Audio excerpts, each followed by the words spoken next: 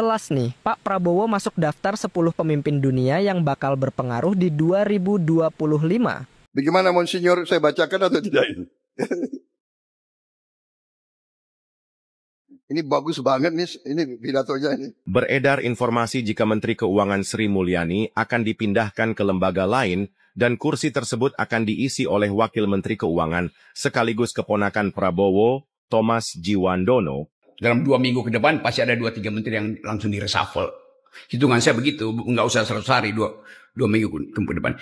Pak Rosan bilang ke saya hanya 2 tahun. Kalau Pak Prabowo bilangnya di atas panggung hanya 3 tahun. Mau 2 tahun, mau 3 tahun, menurut saya ini yang tidak boleh terjadi. Mulai ada blocking di dalam kabinet ini yang diarahkan secara sangat sublim oleh presiden sebelumnya.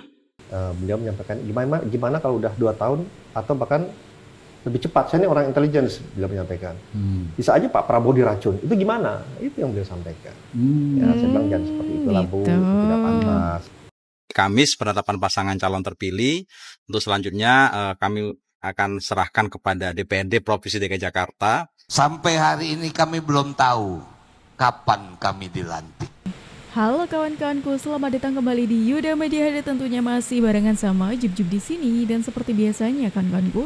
Jadi kali ini aku mau ngajakin kalian nih untuk mencari info-info menarik apa hari ini yang pastinya cocok banget buat kita bahas bareng-bareng kali ini. Jadi teman-teman, ini di tahun yang baru pastinya ada hal-hal menarik yang baru juga yang disuguhkan kepada kita. Salah satunya info dari Pak Prabowo Subianto yang ternyata di tahun baru ini, di pergantian tahun ini, beliau ini mendapatkan sorotan dari dunia karena masuk ke dalam pemimpin dunia paling disorot katanya. Waduh, gimana informasi lengkapnya? Yuk langsung aja kita tonton videonya berikut ini. Kelas nih, Pak Prabowo masuk daftar 10 pemimpin dunia yang bakal berpengaruh di 2025. Jadi Presiden Prabowo baru-baru ini masuk dalam daftar 10 pemimpin dunia yang bakal berpengaruh di tahun 2025 versi Straits Times. Presiden ke-8 Republik Indonesia ini bersanding dengan tokoh global seperti Donald Trump, Xi Jinping, dan Vladimir Putin. Dalam analisisnya, Straits Times, media yang berbasis di Singapura itu menyebut bahwa Prabowo sebagai Presiden Indonesia pertama yang sangat berfokus pada kebijakan luar negeri. Tak butuh waktu lama, usai dilantik pada Oktober 2024, ia langsung memulai langkah besar dengan kunjungan diplomatik ke China dan Amerika Serikat, sekaligus menghadiri forum multilateral seperti APEC. Pendekatan ini mencerminkan visi besar Prabowo, yakni menempatkan Indonesia di pusat panggung diplomasi internasional dengan fokus utama pada kerja sama ekonomi. Prabowo juga menetapkan target ambisius untuk meningkatkan pertumbuhan ekonomi Indonesia dari 5% menjadi 8%. Untuk mencapainya, ia menggencarkan pembangunan infrastruktur khususnya IKN dan menarik investasi asing. Langkah ini disertai upaya memperkuat hubungan dengan negara-negara BRICS termasuk pengajuan keanggotaan penuh. Gaya kepemimpinan Prabowo yang disebut tidak ortodoks juga turut mencuri perhatian. Dari pelatihan militer untuk menterinya hingga panggilan langsung kepada Donald Trump, Prabowo dinilai menunjukkan keberanian mengambil pendekatan berbeda. Namun Straits Times menegaskan kesuksesan visi global Prabowo sangat bergantung pada dukungan domestik. Dengan kerjasama kuat di tingkat nasional dan regional, Prabowo diyakini mampu mengukir babak baru bagi Indonesia di kancah internasional. Wah, menarik sekali ya, di tahun baru ini kita diberikan informasi yang menarik ketika Pak Prabowo Subianto ini diprediksi bakal menjadi pemimpin dunia yang paling disorot di 2025. Memang yang dikatakan tadi benar ya. Dari Pak Prabowo Subianto ini dilantik sebagai presiden, langkahnya tuh gesit banget. Langsung sat-set gitu, yang jelas itu membantah statement dari salah seorang pengamat politik waktu itu yang mengatakan bahwa Pak Prabowo ini tidak pantas menjadi presiden karena kurang gesit lah, katanya seperti itu. Jelas itu terbantahkan semuanya. Ini pidatonya sudah dibuat bagus-bagus ini.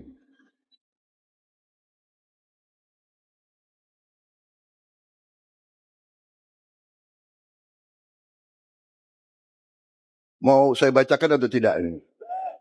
Hah?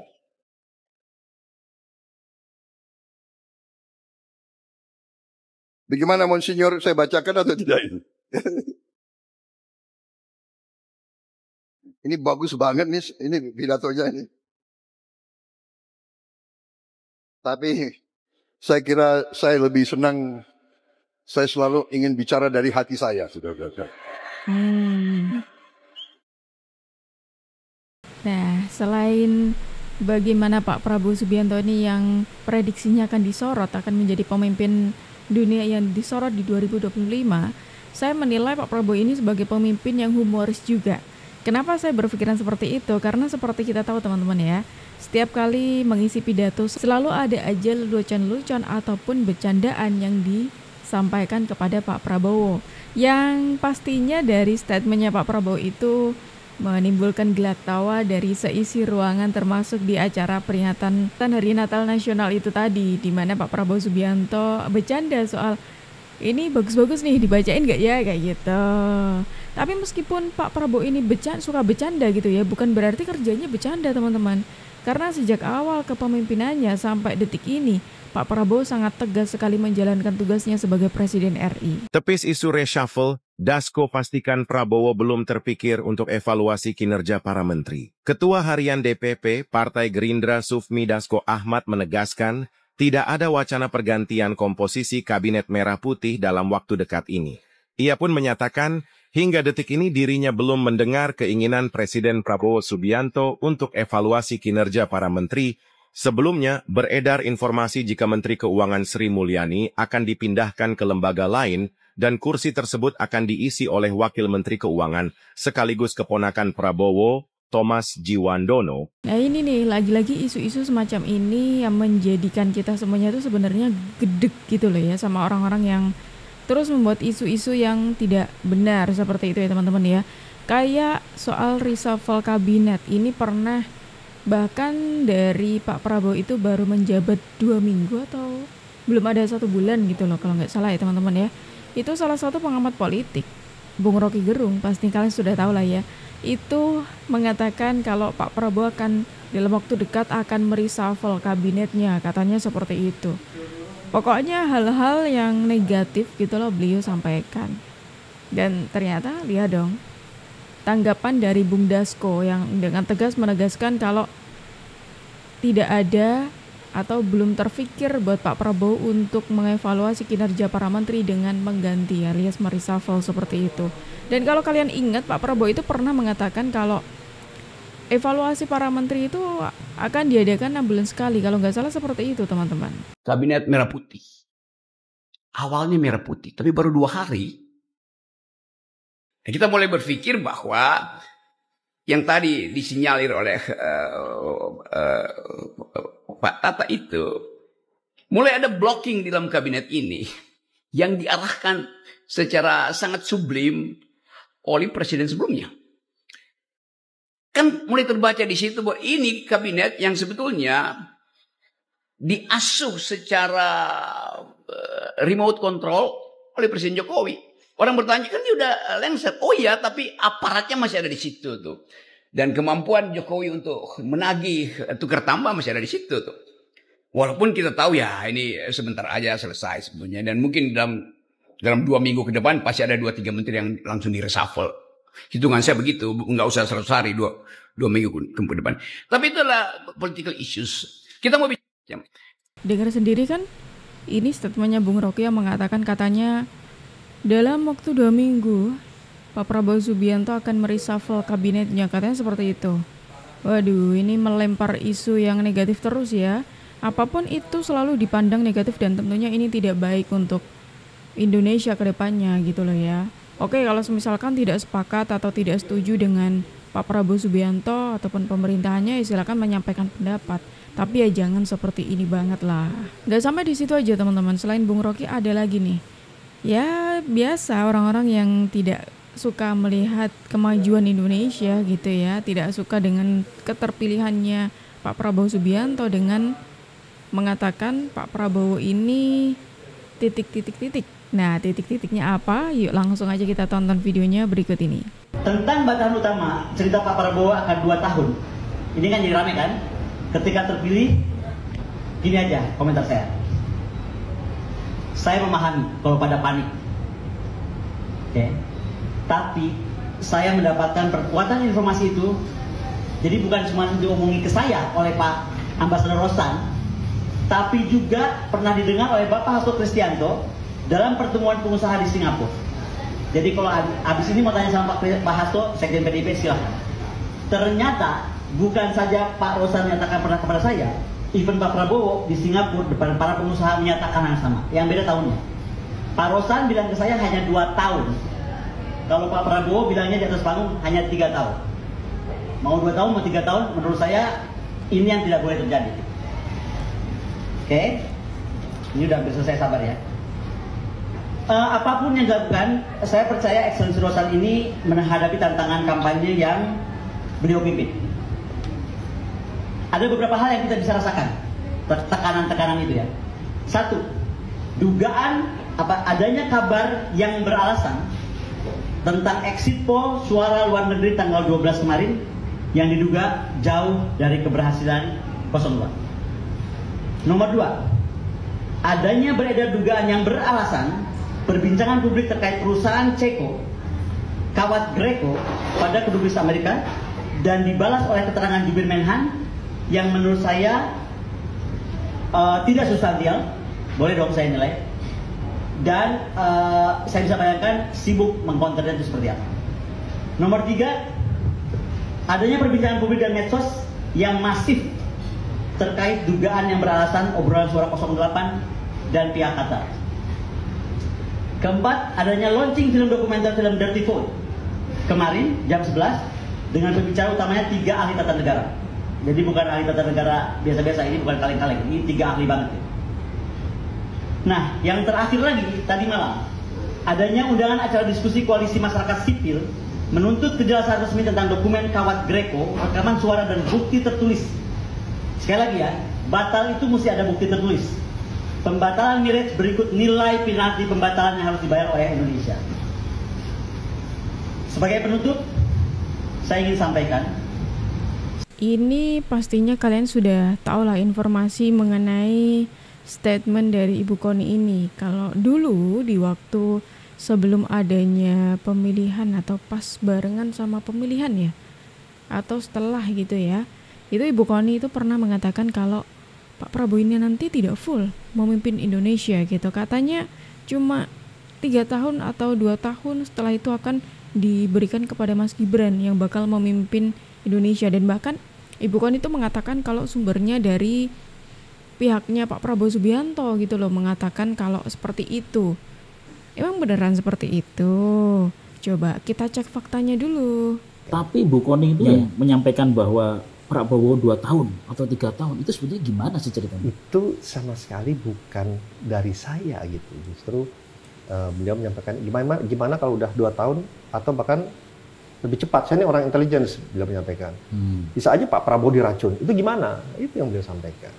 Ya, saya bilang jangan seperti itu lah Bu, tidak pantas. Kita tidak ada pernah berpikiran seperti itu. Soal kesehatan, kan banyak yang menanyakan itu kan, oh jalannya sudah agak sulit, tapi kan jogetnya masih mantap Pak Prabowo ini. Pak Prabowo itu sangat-sangat sehat. Sehat. Beliau berenang tiap hari. Tiap pagi jam 4:30 pagi beliau itu udah berenang. Ya kalau kita lihat traveling kemana-mana, beliau selalu seger, sehat, ke luar negeri, ke jarak-jarak jauh nggak ada masalah. Jadi ya ini kan narasi-narasi yang dibikin seolah-olah oh beliau tidak sehat, beliau tidak fit. Tapi berita itu bukan sekali 2 kali, terus aja ada. Gitu. Dan saya bisa pastikan beliau sangat-sangat fit, sangat-sangat segar, berenang tiap hari. Jadi nggak ada masalah tuh. Saya dampingin beliau hari-harian nggak ada masalah. Oh ternyata itu semuanya itu cuma asumsinya dari Ibu Koni teman-teman. Asumsinya dari Ibu Koni, tapi Ibu Koninya mengatakan itu dari Pak Rosan seperti itu. Ibu Koni suka lupa sendiri kalau asumsinya sendiri ya. Dari asumsi sendiri gitu, dikembangkanlah yang kemudian mengatakan kalau Pak Prabowo ini nanti nggak lama memimpin Indonesia. Dan bahkan kalau narasi-narasi soal kesehatannya Pak Prabowo Subianto, benar apa yang dikatakan Pak Rosan tadi.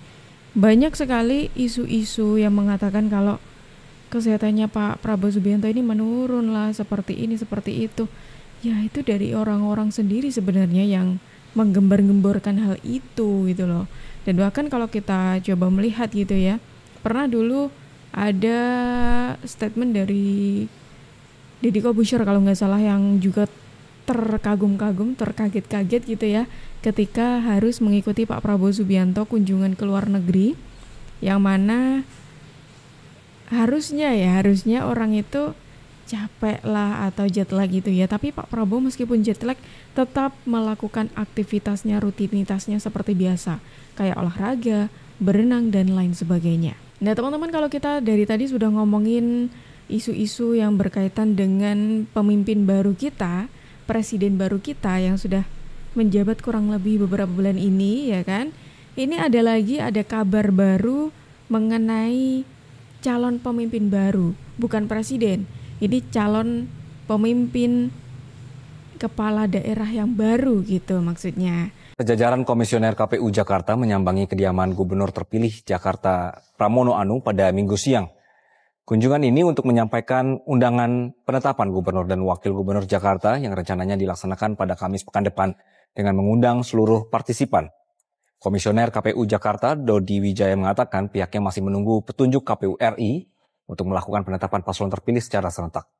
Setelah ditetapkan, KPU Jakarta akan menyerahkan waktu pengusulan pengesahan calon terpilih kepada DPRD Provinsi Jakarta. Dodi juga menyampaikan jadwal pelantikan serentak gubernur dan wakil gubernur sejauh ini terjadwal pada 7 Februari. Namun pihaknya akan mengikuti apabila ada revisi dari pemerintah terkait waktu pelantikan serentak kepala daerah, gubernur dan wakil gubernur terpilih nomor urut 3 Pramono Anung dan Rano Karno meraih suara terbanyak di pemilihan kepala daerah Jakarta dengan 2,1 juta suara. Kamis penetapan pasangan calon terpilih, untuk selanjutnya kami akan serahkan kepada DPRD Provinsi DKI Jakarta untuk pengusulan pengesahan calon terpilih. Selanjutnya akan dilakukan proses pelantikan yang dilakukan domain dari pemerintah pusat. Seperti itu. Oke, berarti hari Kamis itu artinya baru penetapan dari KPUD-nya saja ya Pak ya? Itu serentak seluruh Indonesia? Serentak seluruh Indonesia, informasi dari KPU RI seperti itu. Nanti resminya dari surat dinas KPU RI ya. Oke, jadi ini informasi terbarunya mengenai calon pemimpin kepala daerah baru teman-teman, yaitu soal penetapan gubernur dan wakil gubernur di Jakarta dan tentunya ini juga di daerah-daerah lainnya gitu. Cuma kalau yang fokusnya kita kali ini gubernur dan calon wakil gubernur terpilih mengenai penetapannya seperti itu. Ini jadwalnya di tanggal 9. Nah, jadi ini informasi yang tadi aku bilang teman-teman soal bagaimana perkembangan dari calon kepala daerah baru gitu ya, yang menurut jadwalnya akan ditetapkan pada Kamis 9 Januari 2025. Kita tunggu ya teman-teman ya. Sampai hari ini kami belum tahu kapan kami dilantik. Ada yang menyatakan 7 Februari, tapi ada yang menyatakan 14 Maret. Yang kita takutin begitu dilantik THR keluar. Bingung kita bagaimana caranya. Artinya begitulah DKI menghadapi bagaimana menyiapkan kebutuhan pokok dalam bulan Ramadan. Tidak mudah. Tidak mudah menyiapkan 7 juta orang pulang mudik, di mana Pemda DKI setiap tahun pasti ikut serta di dalamnya. Artinya Bapak Ibu sekalian, inilah ujian yang terberat bagi kita semua. Bahwa secara dunia ekonomi tidak baik-baik saja. Sudah banyak terjadi PHK di beberapa tempat. Untuk itulah dibutuhkan pemimpin yang definitif agar bisa menciptakan 500.000 lapangan kerja yang kami janjikan kepada masyarakat Jakarta. Kalau kami belum dilantik, kapan kami bisa bekerja? Jadi kami mohon doa, mudah-mudahan setelah kami dilantik, kami bisa mengejar kekurangannya. Insya Allah, Pemda DKI cukup punya anggaran yang besar untuk membuka jaring sosial masyarakat. Sampai hari ini kami belum tahu kapan kami. Oke, ini ada statement dari Bung Rano Karno yang merupakan wakil gubernur terpilih gitu ya teman-teman ya, yang mengatakan beberapa hal mengenai masih belum mengetahui kapan dilantik, tapi beberapa hal yang beliau pikirkan untuk Jakarta. Dan kalau kita bicara soal Bung Rano Karno ini, aku agak ingat beberapa waktu yang lalu sempat statementnya geger gara-gara menyangkut soal Giant Sea Wall, yang mana ternyata banjirnya belum teratasi dan semakin parah tiap kian hari gitu ya teman-teman. Makanya dengan semoga nanti setelah dilantik, gerak cepatnya ini ditunggu-tunggu oleh warga Jakarta, Bung Rano. Semoga apa yang sudah Bung Rano janjikan ini memang benar-benar terwujud gitu ya.